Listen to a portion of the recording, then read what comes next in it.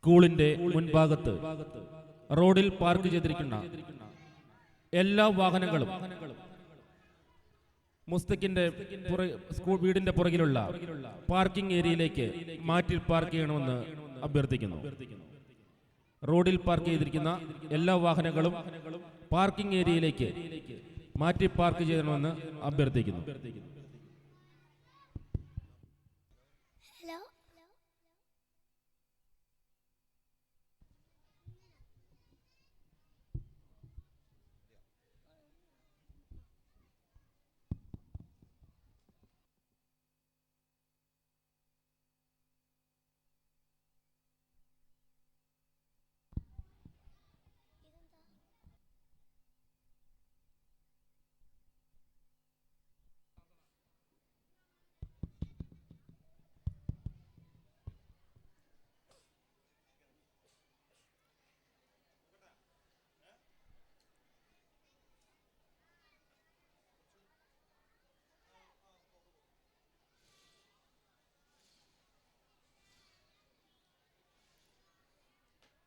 നമസ്കാരം.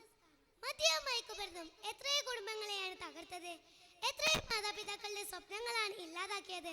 അതാ ആ യുവാവിനെ നോക്കൂ. ലഹരിയുടെ അടിമയായ അവനെ പിതാവ് ഒരു മുറിയിൽ അടച്ചിട്ടിരിക്കുകയാണ്.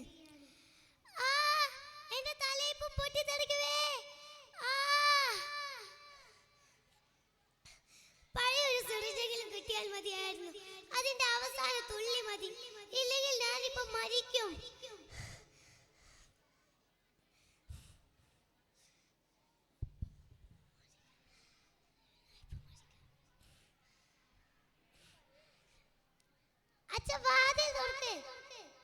തുറക്കാനാണ് പറഞ്ഞത്. നിങ്ങൾ ഇത് നോക്കൂ. ഞാൻ അയാളുടെ ഒരേ ഒരു മകനല്ലേ. എന്നെ ഈ മുറിയിൽ അടച്ചിട്ടിരിക്കുന്നു. നോക്കൂ.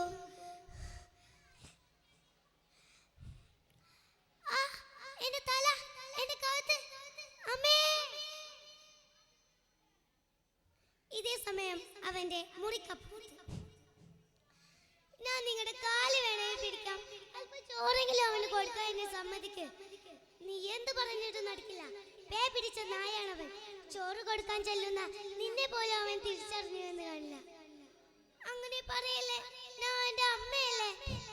ഒരമ്മ മകനെ ഇത്രത്തോളം സ്നേഹിച്ച് വശലാക്കിയ നീയാണ്. മറുനാട്ടിൽ എല്ലുമുറിയെ പണിയെടുക്കുമ്പോഴും എനിക്കൊരാഗ്രഹമുണ്ടായിരുന്നു. നമ്മുടെ മകൻ പഠിച്ചു വലുതായി വലിയൊരാളായി നമ്മളെ പൊന്നുപോലെ നോക്കുമെന്ന്. എന്നിട്ടിപ്പോ നിങ്ങൾ വിഷമിക്കാതിരി. എങ്ങനെ വിഷമിക്കാതിരിക്കുമടി? +2 വരെ എത്ര നന്നായി പഠിച്ചവനാണ് അവൻ. അവന്റെ ഓരോരോ വിജയവും നീ എന്നെ വിളിച്ചു പറയുമ്പോൾ എന്തോരം അഭിമാനമായിരുന്നെന്ന് അറിയാമോ എനിക്ക്. മോന്റെ മുറിയിൽ നിന്ന് കുറച്ചു നേരമായിട്ട് ശബ്ദങ്ങളൊന്നും കേൾക്കുന്നില്ല. നിങ്ങളൊന്ന് പോയി തുറന്നു നോക്ക് പ്ലീസ്. അവൻ തളർന്നുറങ്ങിക്കാണും. ഇപ്പോൾ നിനക്കുള്ള ശ്രദ്ധ കുറച്ചു മുമ്പുണ്ടായിരുന്നെങ്കിൽ, അവന്റെ ഓരോരോ നീക്കവും നീ എന്നെ അറിയിച്ചിരുന്നെങ്കിൽ. അതെങ്ങനെയാ?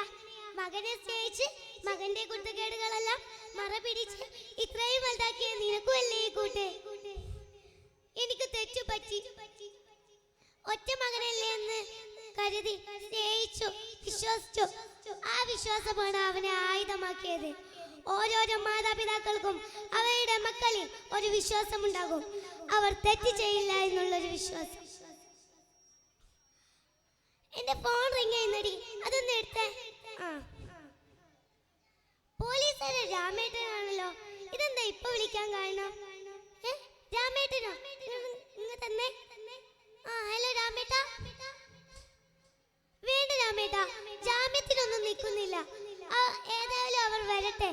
തെറ്റ് ചെയ്തതിന് ശിക്ഷിക്കപ്പെടണമല്ലോ. ശരി. എന്താ അത്? എനിക്കും കൂടി ഒന്ന് അറിയണം. നിനക്ക് അറിയണമല്ലേ? നിന്റെ പൊന്നാന മോനും കൂട്ടുകാരും കൂടി ഒരു പെൺകുട്ടിയെ. ആ പെൺകുഞ്ഞി ഇന്ന് രാവിലെ മരിച്ചു. പോലീസ് വരില്ലേ? എന്റെ മകനെ ജയിലിലിടില്ലേ? ജയിലിലിട്ടെങ്കിലും എന്റെ മകനൊന്ന് നന്നാവട്ടെ. നന്ദി.